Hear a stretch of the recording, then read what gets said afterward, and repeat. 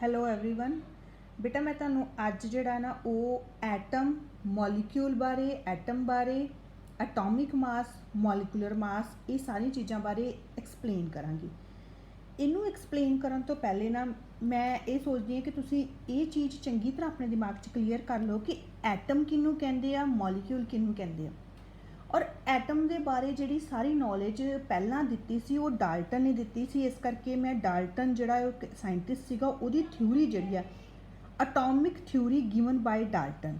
Atomic theory ਮਤਲਬ atom ਦੇ ਬਾਰੇ ਜੋ ਉਹਨੇ ਦੱਸਿਆ ਕਿ ਐਟਮ ਕੋਈ ਖੋਜ ਹੋਈ, ਕੋਈ ਚੀਜ਼ ਜਿਹਨੂੰ ਉਹਨੇ ਖੋਜ ਕੀਤਾ, ਉਹਨੇ ਉਹਨੂੰ ਐਟਮ ਦਾ ਨਾਂ ਦਿੱਤਾ ਅਤੇ ਉਹਦੇ ਬਾਰੇ ਜੋ ਉਹਨੇ ਦੱਸਿਆ। ਜਿਵੇਂ ਅਸੀਂ ਜਦੋਂ ਸਟਾਰਟਿੰਗ ਦੇ ਵਿੱਚ ਜਿਵੇਂ ਅਸੀਂ ਕੋਈ ਨਵੀਂ ਚੀਜ਼ ਖੋਜ ਕਰਦੇ ਹਾਂ ਅਤੇ ਅਸੀਂ ਉਹਦੇ ਬਾਰੇ ਦੱਸਦੇ ਹਾਂ। ਨਵਾਂ ਫੋਨ ਆਉਂਦਾ ਵਾ ਅਤੇ ਉਹਦੇ ਬਾਰੇ ਉਹਦੇ ਦੱਸਦੇ ਆ ਕਿ ਇਹਦੇ 'ਚ ਆਹ ਵਾਲੇ ਕਰੈਕਟਰਸ ਆ, ਇਹਦੀ ਆਹ ਖਾਸੀਅਤ ਆ, ਇਹਦੇ 'ਚ ਆਹ ਚੀਜ਼ ਹੋ ਸਕਦੀ, ਇਹਦੇ 'ਚ ਆਹ ਚੀਜ਼ ਹੋ ਸਕਦੀ। ਇਸੇ ਤਰ੍ਹਾਂ ਜਦੋਂ ਐਟਮ ਨੂੰ ਡਿਸਕਵਰ ਕੀਤਾ ਗਿਆ ਅਤੇ ਐਟਮ ਬਾਰੇ ਜਿਹੜਾ ਉਹਨੇ ਡਾਲਟਨ ਨੇ ਦੱਸਿਆ, ਉਹਨੇ ਸਾਰੀਆਂ ਚੀਜ਼ਾਂ ਨੂੰ ਇੱਕ ਥਾਂ 'ਤੇ ਲਿਖ ਕੇ ਜਿਹੜਾ ਦੱਸਿਆ ਉਹਨੂੰ ਅਸੀਂ ਕੀ ਕਹਿੰਦੇ ਹਾਂ, Dalton atomic theory. Dalton atomic theory ਦਾ ਬੇਟਾ ਪਹਿਲਾ ਪੋਸਟੂਲੇਟ ਆ ਉਹ ਕਹਿੰਦਾ ਹੈ ਕਿ all matter is composed of elements, ਕਿ ਜਿੰਨਾ ਵੀ ਸਾਡੇ ਆਲੇ ਦੁਆਲੇ ਮੈਟਰ ਆ, ਮੈਟਰ ਹੁਣ ਮੈਂ ਤੁਹਾਨੂੰ ਉਸ ਦਿਨ ਦੱਸਿਆ ਸੀਗਾ ਕਿ ਮੈਟਰ ਕੀ ਆ, ਉਹ ਚੀਜ਼ ਆ ਜਿਹੜੀ ਕਿ ਕੋਈ ਥਾਂ ਘੇਰਦੀ ਆ, ਵਿੱਚ ਆਕੂਪਾਈ ਸਪੇਸ ਐਂਡ ਹੈਵਿੰਗ ਮਾਸ। ਜਿਹਦਾ ਕੋਈ ਮਾਸ ਆ, ਜਿਹਦਾ ਕੋਈ ਭਾਰ ਆ ਜਾਂ ਉਹ ਥਾਂ ਘੇਰਦੀ ਆ, ਉਹਨੂੰ ਅਸੀਂ ਕੀ ਕਵਾਂਗੇ, ਮੈਟਰ। ਕਹਿੰਦਾ ਕਿ ਜਿੰਨਾ ਵੀ ਸਾਡੇ ਆਲੇ ਦੁਆਲੇ ਮੈਟਰ ਆ ਉਹ ਲਿਕੁਇਡ ਸਟੇਟ 'ਚ ਵੀ ਪਾਇਆ ਜਾਂਦਾ, ਉਹ ਸੋਲਿਡ 'ਚ ਵੀ, ਉਹ ਗੈਸ ਵੀ, ਸਾਰਾ ਜਿਹੜਾ ਆ ਉਹ ਕਾਹਦੇ ਤੋਂ ਬਣਿਆ ਵਾ, ਐਲੀਮੈਂਟਸ ਤੋਂ। An element is composed of extremely small individual particles called atom. ਹੁਣ ਸਾਰੀਆਂ ਐਲੀਮੈਂਟਸ ਜਿਹੜੀਆਂ ਨੇ ਉਹ ਕਾਹਦੇ ਤੋਂ ਬਣੀਆਂ ਨੇ, ਐਟਮ ਤੋਂ। ਇਹਦੇ ਵਾਸਤੇ ਅਸੀਂ ਇੱਕ ਨਾ ਸਿੰਪਲ ਜਿਹੀ ਐਗਜ਼ਾਮਪਲ ਮੈਂ ਤੁਹਾਨੂੰ ਦੱਸਦੀ ਹਾਂ। ਮੰਨ ਲਓ ਅਸੀਂ ਕਹੀਏ ਕਿ ਇੱਕ ਸ਼ਹਿਰ ਦੇ ਵਿੱਚ ਸਾਰੀਆਂ ਬਿਲਡਿੰਗਸ ਨੇ ਔਰ ਸਾਰੀਆਂ ਬਿਲਡਿੰਗਸ ਕਾਹਦੇ ਤੋਂ ਬਣੀਆਂ ਨੇ, ਇੱਟਾਂ ਤੋਂ। ਹੁਣ ਭਾਵੇਂ ਕੋਈ ਛੋਟਾ ਘਰ ਹੈ, ਇੱਕ ਰੂਮ ਦਾ ਘਰ ਹੈ, ਭਾਵੇਂ ਕੋਈ 2 ਰੂਮ ਦੇ ਘਰ ਆ, ਭਾਵੇਂ ਕੋਈ ਮਲਟੀ ਸਟੋਰੀ ਬਿਲਡਿੰਗ ਆ, ਭਾਵੇਂ ਕੋਈ ਬਿਜ਼ਨਸ ਵਾਲੀ ਬਿਲਡਿੰਗ ਆ, ਭਾਵੇਂ ਕੁਛ ਹੈ, ਬਟ ਬਣੀਆਂ ਤੇ ਸਾਰੀਆਂ ਇੱਟਾਂ ਤੋਂ ਹੀ ਨੇ। ਇਸੇ ਤਰ੍ਹਾਂ ਜਿਹੜੇ ਸਾਰੀਆਂ ਐਲੀਮੈਂਟਸ ਆ ਉਹ ਕਾਹਦੇ ਤੋਂ ਬਣੀਆਂ ਨੇ, ਸਭ ਤੋਂ ਛੋਟਾ ਪਾਰਟ ਹੈ ਜਿਹੜਾ ਉਹਨਾਂ ਦਾ ਉਹ ਕੀ ਹੈਗਾ, atom. All atom of given element are identical both in mass and properties।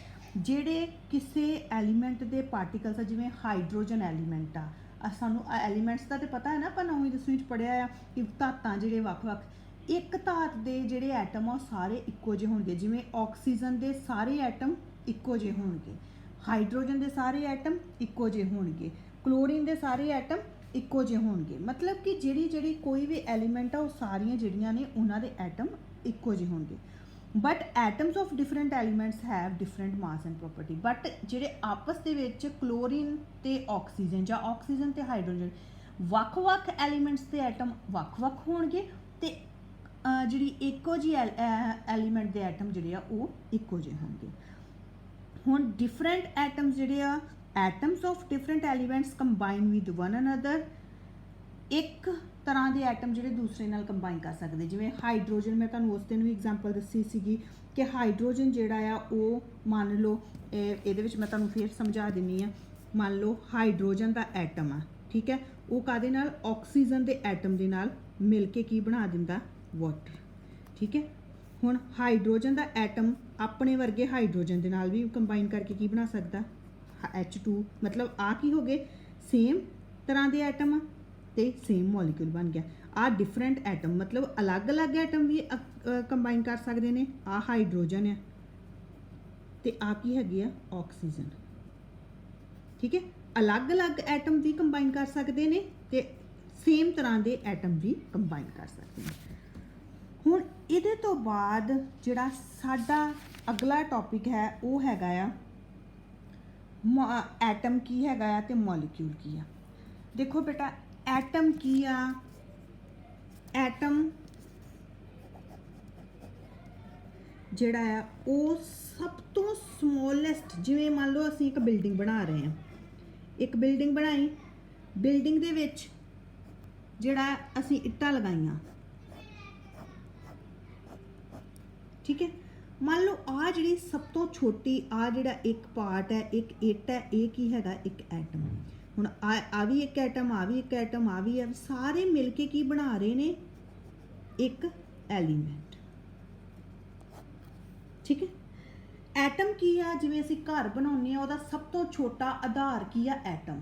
ਅਸੀਂ ਆਪਣੀ ਬਾਡੀ ਬਾਰੇ ਜਦੋਂ ਪੜ੍ਹਦੇ ਆ ਕਿ ਸਾਡੇ ਸਰੀਰ ਜਿਹੜਾ ਵਾ, ਸਾਡੀ ਬਾਡੀ ਜਿਹੜੀ ਹਿਊਮਨ ਬਾਡੀ ਆ, ਉਹਦੇ ਵਿੱਚ ਸਭ ਤੋਂ ਛੋਟਾ ਕੀ ਹੈਗਾ ਆ? ਪਾਰਟ ਕੀ ਹੈ? ਸੈੱਲ। ਸਾਡੀ ਬਾਡੀ ਕਾਹਤੋਂ ਬਣੀ ਆ?